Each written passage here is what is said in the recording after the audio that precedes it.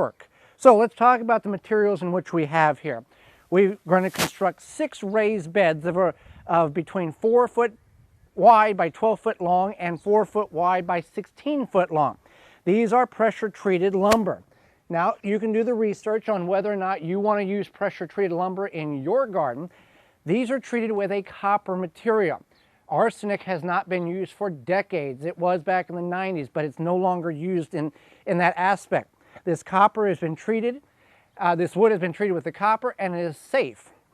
You can do your own research to find out how you feel about it, but our research has shown that very little to no traces of copper gets leached into the soil.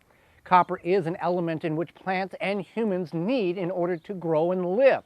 So keep that in mind. For more information, please visit thewisconsinvegetablegardener.com.